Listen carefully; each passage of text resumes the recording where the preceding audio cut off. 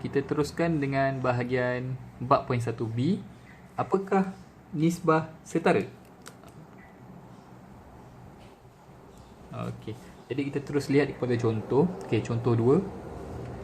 Antara berikut, manakah nisbah yang setara dengan 27 nisbah 45? Okey. So dia bagi kita satu nisbah. Okey. Dan dia bagi kita dalam kotak biru ni, dia bagi kita 4 nisbah. Okey. Soalan dia, yang manakah nisbah yang setara dengan 27 nisbah 45? Okey. Nisbah setara ni konsep dia macam ni. Okey, sekarang ni nisbah yang diberi adalah 27 nisbah 45. Okey, dan kita diberi 4 pilihan nisbah untuk menentukan sama ada yang mana satu antara keempat-empat ni adalah nisbah setara bagi 27 nisbah 45. Okey, cara dia macam ni. Okey, kita ambil nisbah yang pertama 9 nisbah 15. Okey. 9 nisbah 15. Okey, cuba tengok nisbah yang diberi adalah 27 nisbah 45. Okey, dan nisbah yang pertama yang kita ambil adalah 9 nisbah 15. Okey, ingat nisbah ditulis dalam sebutan A nisbah B. Okey, A yang dibagi adalah 27, B yang diberi adalah 45. Okey, sekarang yang kita nak tentukan adalah ni nisbah yang kita nak tentukan. Okey, A nisbah B. Okey, sekarang ni 9 nisbah 15 ni kita boleh tak tulis dalam bentuk 27 nisbah 45? Okey, caranya macam ni.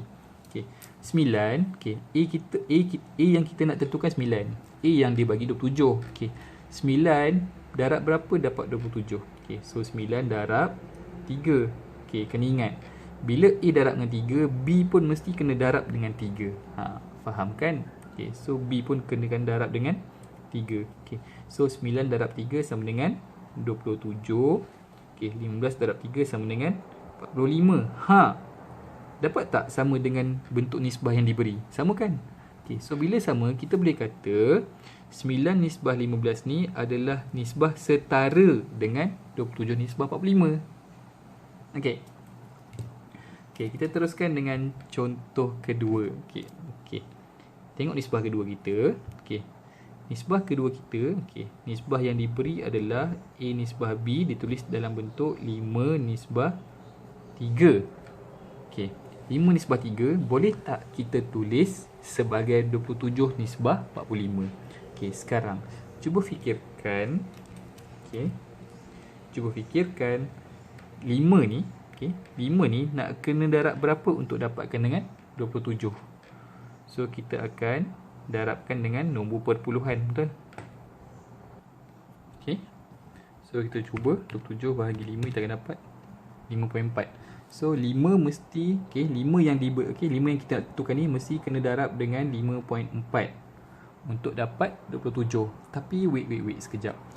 Nisbah yang diberi 27 nisbah 45. Nisbah yang kita nak tentukan adalah 5 nisbah 3. Cuba tengok secara logik. 27 dengan 45, A lagi kecil daripada B kan? Okey, tapi yang kita nak tentukan ni, cuba tengok. A adalah 5, B adalah 3. So A lagi besar. So sah-sah lah yang nisbah kedua ni bukan nisbah setara. Okey. So 5 nisbah 3 ni bukan nisbah setara bagi 27 nisbah 45. Okey, kita tengok bentuk nisbah yang ketiga. Okey, bentuk nisbah yang ketiga diberi 54 nisbah 90. Okey, ni ditulis dalam bentuk A nisbah B. Okey, yang diberi 27 nisbah 45. Okey, A lebih kecil daripada B. Okey, so kat sini pun A lagi kecil daripada B. Okey, cantik dah, cantik. Okey, sekarang ni, okey, cuba tengok. Okey, yang kita kena tentukan, okey, A yang kita kena tentukan adalah 54. Okey, tentukan supaya 54 ni, okey, 54 ni boleh tak jadi 27? Okey, so cuba fikirkan, nak kena darab berapa atau nak kena bahagi berapa untuk dapatkan dengan 27? So 54 mestilah dibahagi dengan 2. Okey, 54 bahagi 2 dapat 27. Okey, bila A bahagi 2, B pun kena bahagi benda yang samalah. Okey, so A bahagi 2, okey, 54 bahagi 2, 90 pun kena bahagi 2. Okey, so bila dibahagi 2 kita akan dapat bentuk baru. 54 bagi 2, 27. 90 bagi 2 dapat 45. Okey, jadinya 54 nisbah 90 ni kita boleh kata adalah nisbah setara bagi nisbah setara dengan 27 nisbah 45. Okey, dan contoh yang terakhir 1/2 nisbah 5/6. Okey, bawa ke sini dulu.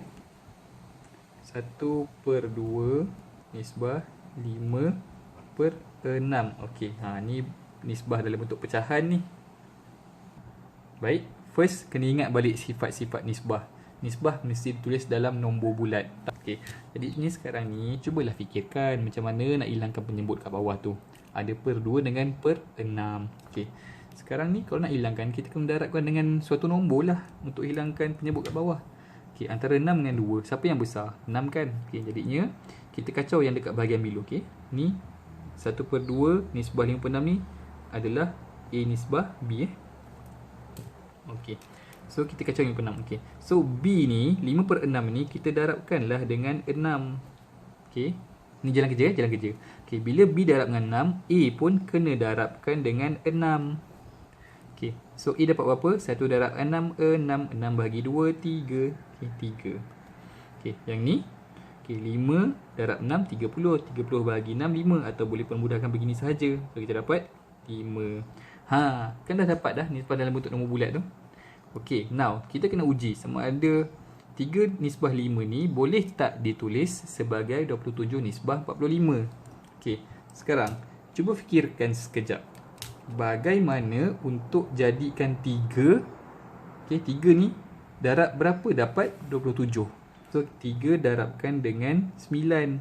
Okey, bila A darab 9, okey, bila 3 darab 9, okey, B ni pun kena darabkan dengan 9.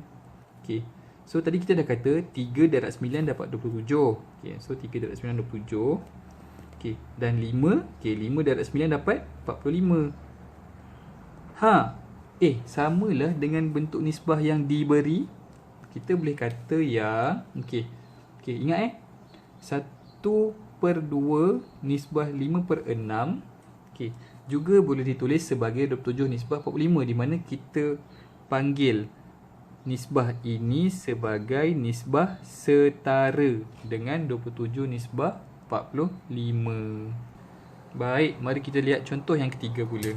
Okey, situasinya adalah Puan Habibah mencampurkan 4 cawan cuka dengan 8 cawan air untuk memperoleh cecair pembersih semula jadi bagi tingkap kaca rumahnya. Okey, soalannya adalah kenal pasti dan tentukan 2 nisbah setara yang mungkin bagi cecair pembersih ini. Okey, sekarang kita kena tahu nisbah ditulis dalam bentuk A nisbah B. A kepada B hubungannya.